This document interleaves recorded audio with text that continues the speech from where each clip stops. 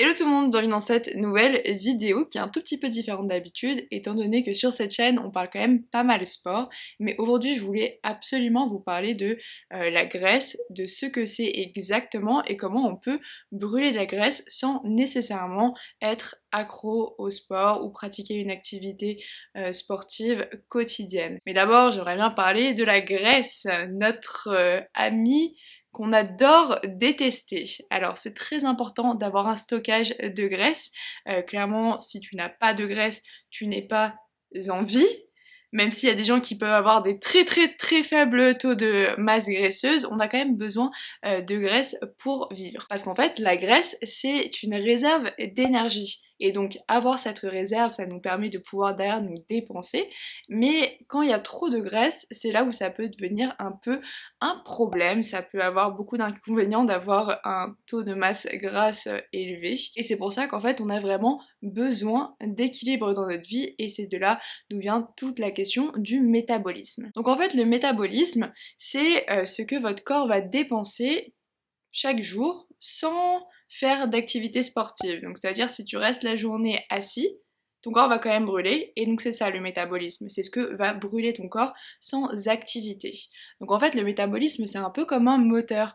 Donc pour certains le moteur il est toujours à plein régime, et pour d'autres il est peut-être un peu moins. Mais une chose est sûre, c'est que tout le monde peut optimiser son métabolisme, et donc c'est là que j'en viens à mon prochain point qui est de comment est-ce qu'on fait pour optimiser son métabolisme et donc brûler plus de graisse. Donc en fait quand on mange, on va donner à notre corps des protéines, des glucides et des lipides. Et les glucides sont en fait la source d'énergie principale de notre corps.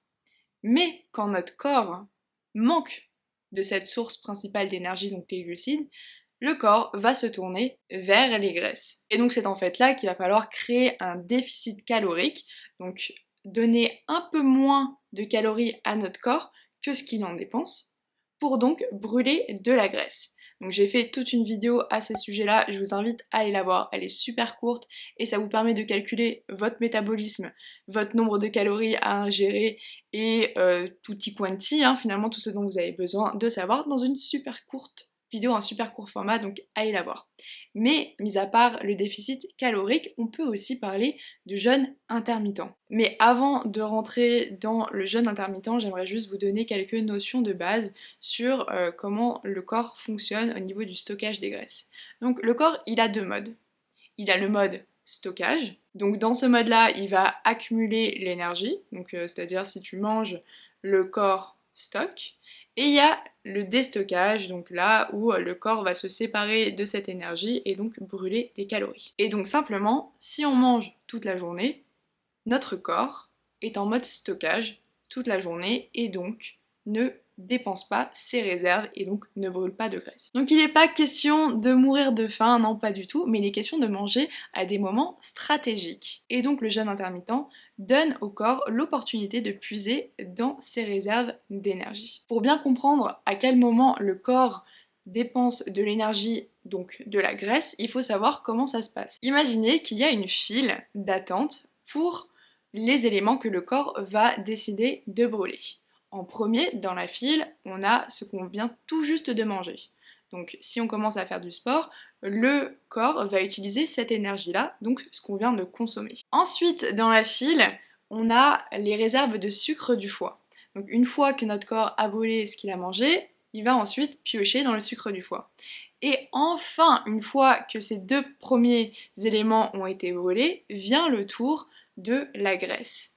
Donc ça, c'est une notion très importante à comprendre. C'est pour ça qu'après environ 12 heures de jeûne, le corps va commencer à piocher dans la graisse. Et après, entre 16 heures et 24 heures de jeûne, le corps va vraiment créer une combustion maximale de la graisse. Après, attention, c'est pas parce que vous faites du jeûne que vous allez forcément augmenter votre métabolisme. C'est très important de quand même rester actif lorsque vous faites un jeûne. Donc on ne vous demande pas d'aller à la salle de sport, mais marcher, typiquement après les repas, faire un petit tour, rester un peu actif, essayer de vous lever toutes les 30 minutes, faire un café, peu importe. Mais voilà, juste pas être complètement inactif parce que dans ce cas-là, votre métabolisme peut au contraire se ralentir juste parce que vous avez coché une case mais qu'il y en a d'autres que vous n'avez pas coché. Et donc pour optimiser la combustion des graisses pendant le jeûne intermittent, il faut quand même rester actif. Maintenant, au niveau des activités que vous pouvez pratiquer, et donc celles qui vont vraiment favoriser la perte en tout cas le brûlage de graisse, il faut savoir que les activités hyper intenses vont elles avoir tendance à d'abord brûler du sucre. Et à contrario, les activités douces et prolongées vont vraiment favoriser la combustion des graisses.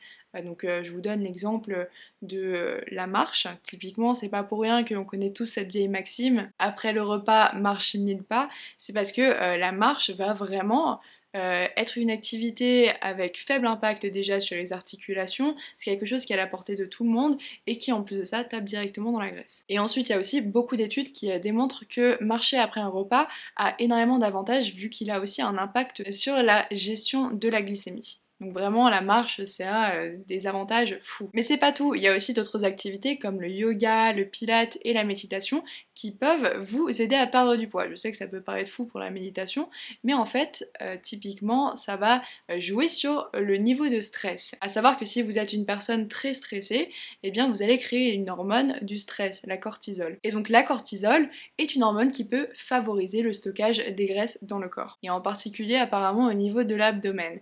Donc si vous essayez de méditer, de vous détendre, de faire des activités qui vous font du bien aussi mentalement, vous avez aussi des chances de brûler plus facilement. Et souvent, en tout cas c'est ce que j'ai remarqué moi aussi sur mon cas, c'est que quand je suis en grande période de stress, mon corps il est aussi en stress et il stocke. Juste il est en mode alerte, alerte, on garde tout, on élimine rien et voilà. Et c'est pareil par exemple avec les régimes hyper draconiens, si on est en déficit calorique de 1000 calories, un truc énorme, eh bien votre corps au lieu de brûler de la graisse, il va brûler du muscle et se rattacher à la graisse parce qu'il est en mode ok je suis sous-nourri, qu'est-ce qu'on fait? Il faut que je sauve le corps, il faut que je m'en occupe.